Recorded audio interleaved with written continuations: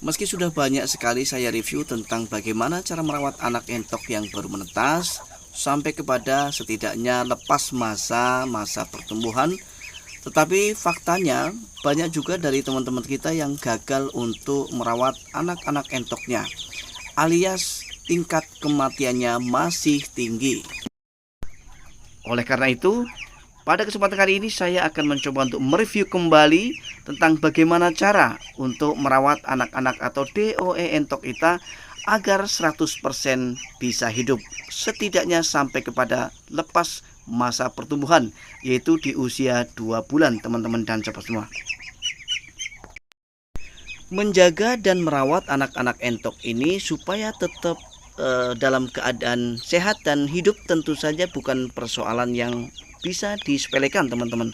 Artinya bukan persoalan yang mudah, tetapi kita perlu trik dan cara yang tepat untuk merawat mereka. Oleh karena itu teman-teman dan sahabat semua, pada kesempatan kali ini saya akan berbagi tips kembali tentu saja tentang bagaimana cara agar DOE atau anak-anak entok yang kita besarkan ini tetap dalam keadaan hidup. Dan tidak hanya hidup tetapi juga sehat ya teman-teman. Kalau bisa tetap hidup tetapi juga tetap sehat. Jangan hanya asal hidup ya teman-teman. Nah teman-teman dan sahabat semua, ada 3 hal yang perlu kita perhatikan agar anak-anak entok yang kita rawat, yang kita besarkan tetap dalam keadaan sehat dan hidup, setidaknya sampai kepada masa-masa keemasan mereka, yaitu di masa usia 2 bulan teman-teman. Ada 3 hal, yaitu yang pertama adalah pakan. Mengingat bahwa anak entok ini akan senantiasa makan ya teman-teman. Untuk itu kita wajib mempersiapkan makanan di tempat makan mereka, tidak boleh kosong. Artinya harus cukup teman-teman, setidaknya sampai kepada malam hari, supaya ketika mereka mau makan ada makanan yang mereka santap. Karena DOE atau anak entok di usia-usia seperti ini adalah masa-masa pertumbuhan, sehingga mereka masih memerlukan makanan yang sifatnya mengandung protein tinggi. Nah, adapun jenis makanan yang harus kita berikan kepada mereka agar mereka tetap terjaga kesehatannya tentu saja adalah pakan dari pabrikan ya teman-teman, yaitu yang berupa pelet atau pur. Mengenai merek yang biasa saya pakai, yang saya biasa gunakan adalah merek Bravo 311 atau 311 teman-teman dan sobat semua.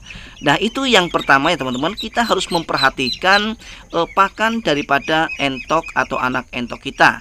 Jangan sampai kosong tempat makannya, supaya mereka tetap bisa makan meskipun sampai kepada malam hari.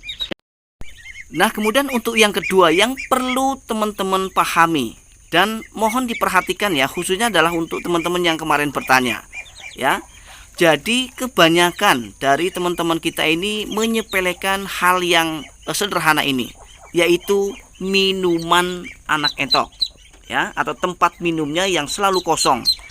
Teman-teman silahkan perhatikan bahwa anak entok ini setelah makan pasti mereka akan mencari minum ya, seperti ini. Setelah makan pasti minum. Nah untuk itu ketika tempat minum ini dalam keadaan kosong, jadi otomatis makanan yang sudah mereka telan tidak tercerna dengan bagus, karena tidak kemudian kita larutkan dengan minumannya ya, berhubung tempat minumannya kosong ya.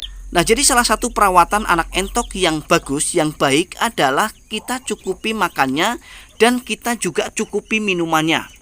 Jangan sampai nanti kita hanya mencukupi makanannya tetapi minumannya kita abaikan, justru malah berbahaya teman-teman dan sahabat semua.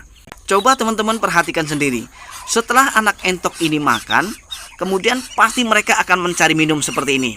Nah ini setelah makan pasti akan mencari minum. Apa jadinya nanti ketika minuman atau tempat minuman yang kita sediakan ini dalam keadaan kosong atau tidak berisi air? Tentu saja makanan atau pur atau pelet yang sudah mereka telan akan bermasalah di lambung si anak entok ini, karena pelet ini sifatnya panas teman-teman. Ini juga faktor yang menjadi pemicu terjadinya kematian pada anak-anak entok tanpa kita sadari teman-teman ya. Jadi banyak sekali yang menyepelekan hal ini. Mentang-mentang kita sudah cukupi makanannya, tetapi kita tidak perhatikan minumannya. Ini tidak boleh teman-teman. Jadi minuman dan makanan itu satu paket. Karena setelah mereka makan pasti ya mencari minum.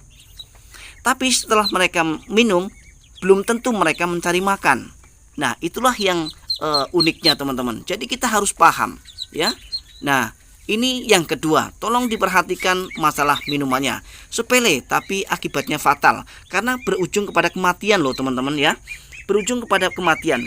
Nah, jika yang pertama sudah kita jelaskan yaitu tentang pakan, kemudian yang kedua tentang minumannya, dan untuk yang ketiga tidak kalah pentingnya yaitu tentang kehangatan yang mereka perlukan teman-teman. Mereka sangat memerlukan yang namanya kehangatan teman-teman. Mengingat bahwa setelah 2 hari menetas mereka sudah kita pisahkan dari indukannya. Nah, tentu saja kita harus mencari media apa yang bisa kita gunakan untuk pengganti peran daripada indukan mereka. Biasanya orang-orang ini menggunakan alat listrik ya, atau kita kasih lampu di kandang entok kita kemudian untuk menjadi penghangat mereka sebagai pengganti dari peran indukannya. Nah, tetapi selain lampu, sebetulnya kita juga bisa gunakan media lain, bahkan lebih irit, lebih hemat, tanpa kita mengeluarkan duit untuk membayar lampunya atau listriknya, teman-teman. Yaitu dengan cara menutup ya semua dinding daripada kandang, ya. Jadi kita tutup seperti ini, ya. Kita tutup sampai rapat, ya. Bisa menggunakan bekas baliho dan juga bisa menggunakan goni dan bisa menggunakan kardus juga teman-teman. Intinya dinding-dinding kandang ini kita harus tutup ya.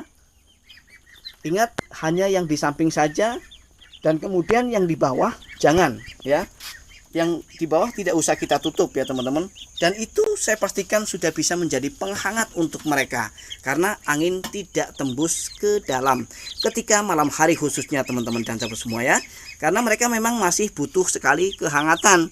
Ya, untuk itu selain lampu yang bisa kita gunakan untuk menghangatkan mereka, kita juga bisa menggunakan media lain seperti yang sudah saya jelaskan tadi. Kita harus menutup dinding-dinding kandang menggunakan alat yang bisa untuk setidaknya menahan angin supaya tidak masuk ke dalam. Karena ketika mereka merasa kedinginan yang berlebihan, maka tidak menutup kemungkinan mereka pasti akan mati teman-teman dan sahabat semua. Nah, untuk itu teman-teman dan sahabat semua, ketiga hal yang sudah saya jelaskan tadi merupakan 3 hal penting yang wajib kita pahami sebagai peternak entok. Ya teman-teman, mengingat bahwa yang namanya usaha peternakan entok ini berhubungan dengan nyawa ya teman-teman. Ketika kita semaunya sendiri ya merawat nyawa-nyawa mereka, maka tidak menutup kemungkinan nyawa-nyawa yang kita jaga akan mati dan akan bertumbangan ketika kita menjaganya dengan asal-asalan teman-teman dan sahabat semua. Baik teman-teman dan sahabat semua, akhirnya hanya ini yang bisa saya sampaikan. Mudah-mudahan bermanfaat dan menginspirasi. Kita akan berjumpa kembali di video-video Rizky Bikatra selanjutnya. Akhir kata, saya Rizky Bikatra undur diri. Mohon maaf atas segala kekurangan. Assalamualaikum warahmatullahi wabarakatuh.